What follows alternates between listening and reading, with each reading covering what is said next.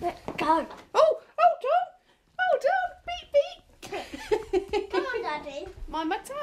Our involvement with a child can vary from hours through to years. In my time working for the Pepper team, we've cared for a child at the end of life for the last 24 hours, varying right through to 13 years.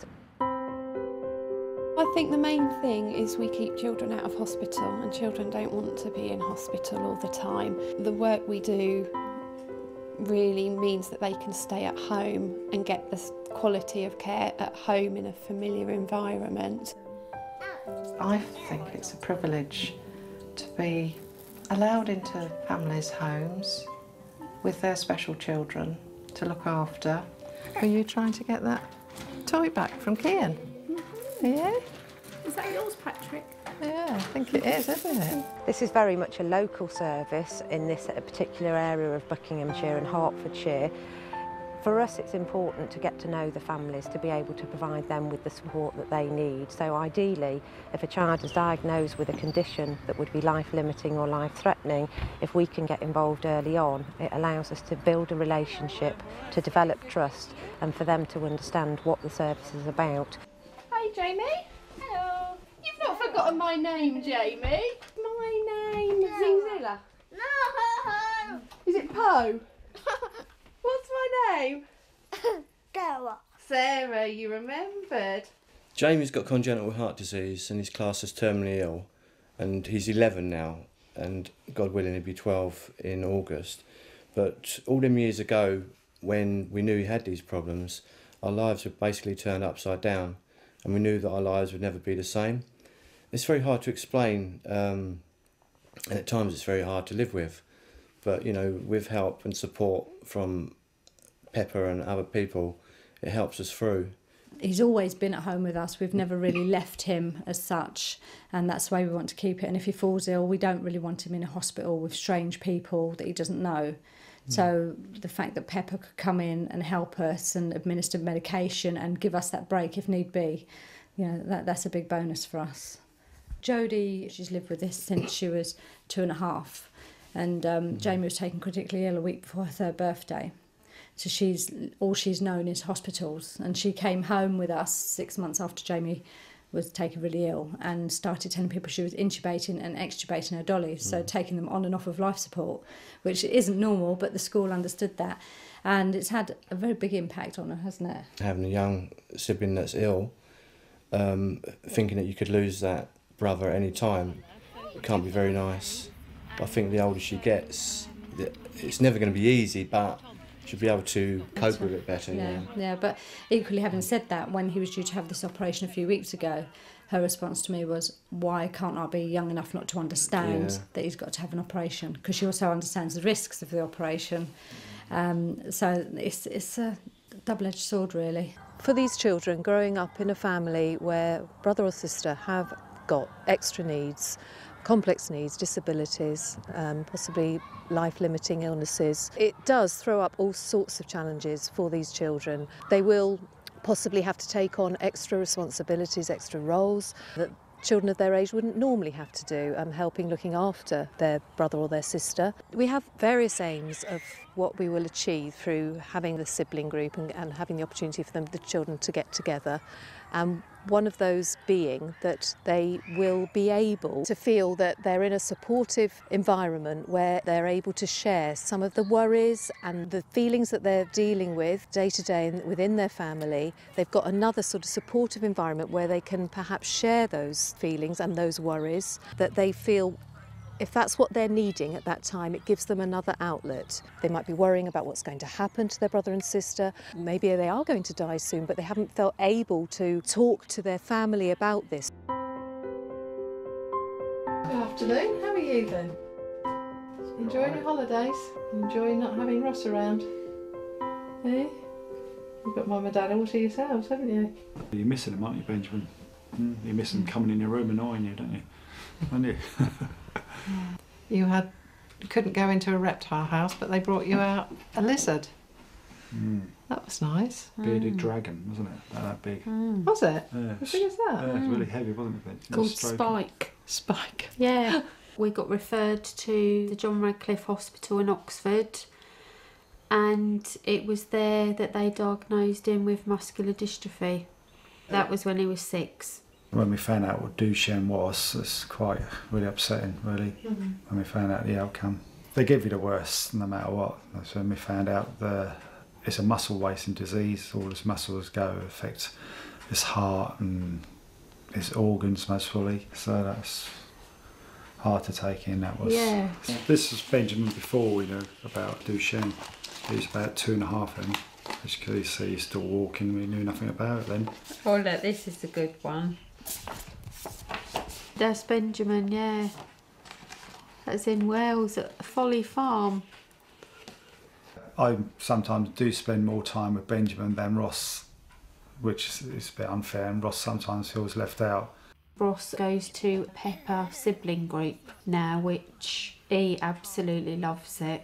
He really does. He just loves going. He's so proud of all his little certificates that he gets after going to each visit, that he's got them all together in his bedroom, and it's kind of special for Ross to have that time away from us and that time away from Benjamin. It's his thing. Anytime you're a bit worried, you give us a ring, don't you, and you ask to speak to one of the Pepper nurses, and we've been able to come with you on the school meetings that have happened through the years, and also support you with trying to get a bit of extra help for nighttime care, because that's been very difficult to access, hasn't it? I think Pepper's fantastic.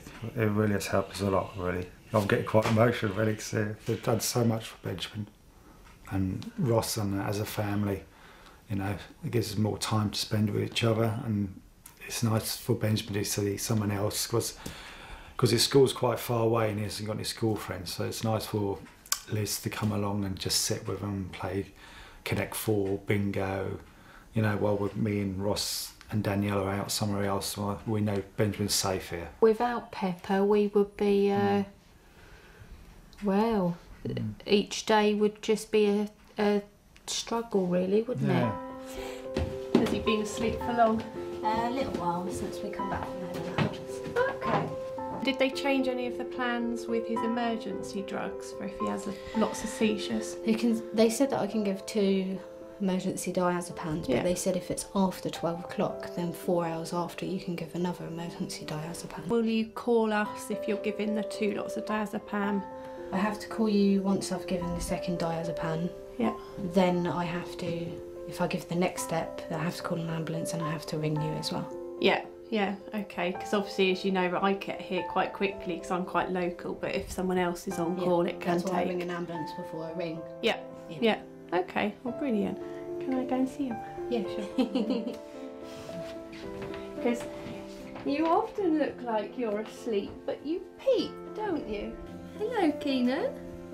Are you tired? Turn me round. Oh. There we go. Can you put the side of the bed down because your days are high? And we'll sit you down, can't we? Yeah. So I'm not moving. When Keenan was born, he was absolutely fine. So we came home and everything was normal. When he turned 2 weeks old, that's when he started fitting and we went into hospital. I didn't actually know his proper diagnosis until he was around coming up to nearly 1. They diagnosed him with Oat-Haaren syndrome, which is a type of epilepsy. As he got older though, we didn't actually realise that it would affect more than just him having fits. We thought it was just a type of epilepsy, not the fact that it would affect him being mobile, maybe speaking and eating and all that kind of stuff on top of having epilepsy. And it was really hard because when he has a lot of fits, he can have 20, 30, he used to have sometimes 50, didn't he, in a daytime. Without the Pepper team, I'd be stuck because I wouldn't have the support.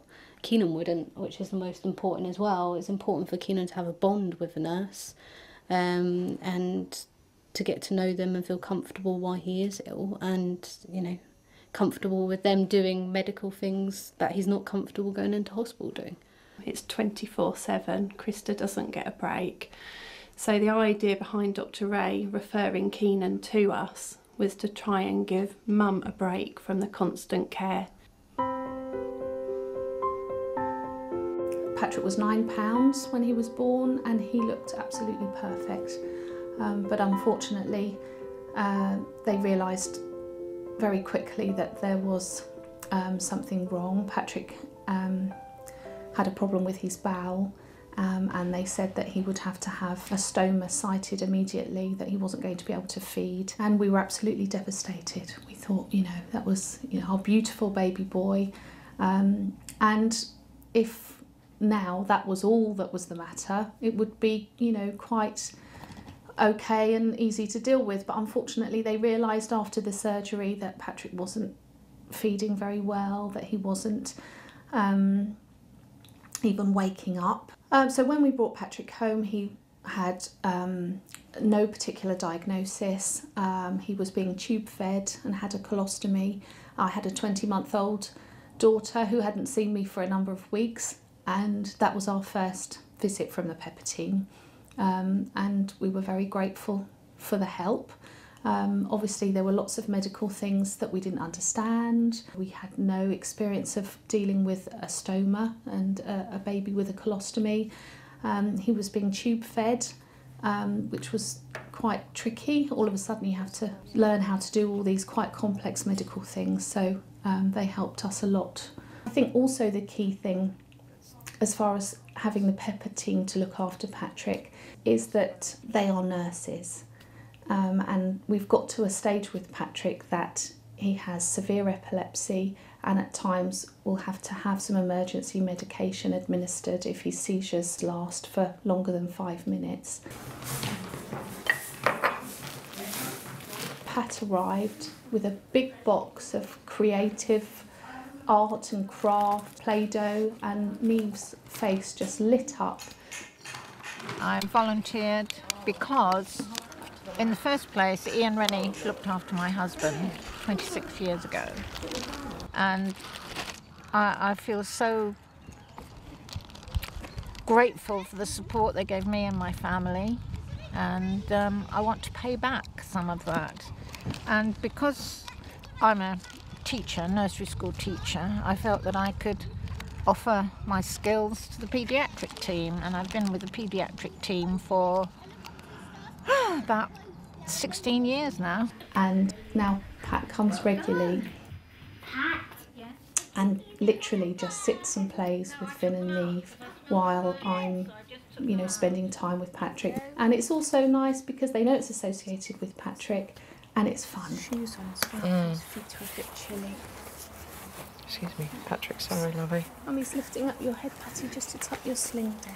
It's really difficult for us to really understand what Patrick feels and his level of cognitive understanding and ability because he doesn't have any speech. He's registered as being blind, he has a visual impairment, but he smiles when he's happy and he cries when he's sad, or he will show some sort of upset or discomfort. He has a lot of medication to control his seizures, so often he's very sleepy. Look at the lovely blossoms. Look at the beautiful blossoms out here. But when the Pepper team come, you can clearly see that he's, happy and comfortable with them, and they've been coming for a number of years now. Good boy. Pat a cake, baker's man. Bake me a cake as fast as we are aware that our children have life-limiting conditions, but they're always very difficult things to even talk about.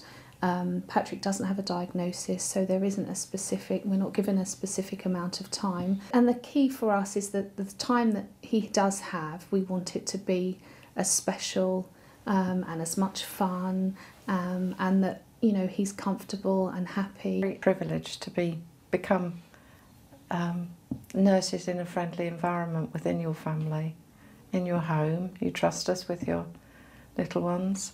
And also I think for your family, not having a diagnosis is actually harder because you don't know what the journey's going to be.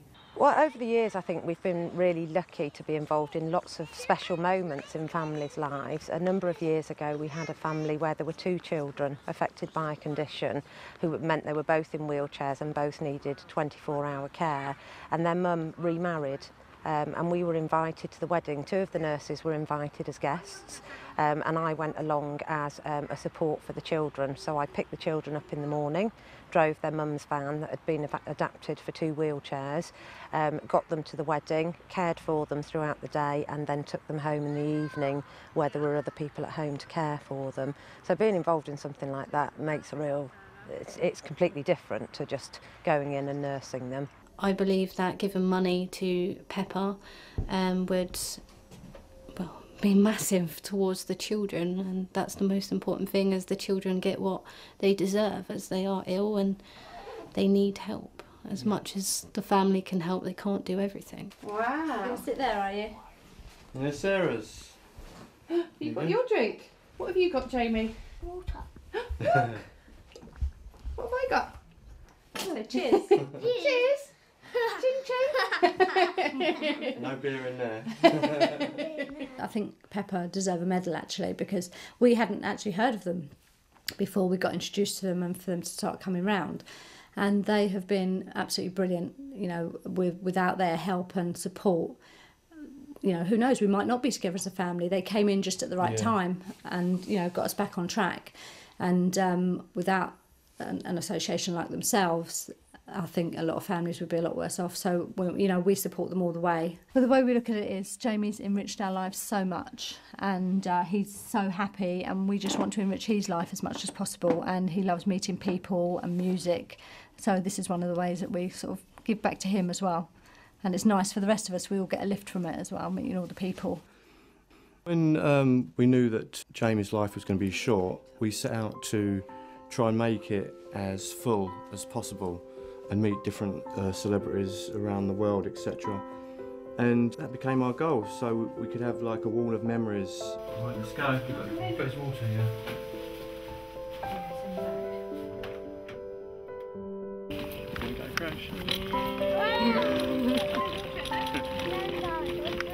The reward is supporting the families if the child does die to get the death that they would like at home. I was recently involved with a little baby who passed away at home, and I supported Mum to care for the baby after death, giving him a wash, and I actually sort of supported them with going to the funeral directors. So it's hard, but the mum said to me that she doesn't have any regrets, although she'll always have a huge hurt and loss for her baby.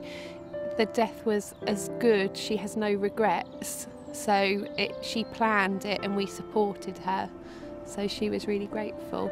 But it is hard, but when you see the families get what they want, to be at home and not be in hospital, then it makes it really rewarding, but yeah, very tough sometimes. It's a privilege to be able to do a job like this, to care for families in this way. It does make you proud to be a nurse. It does make you proud to be able to do all the things that we're able to do for them.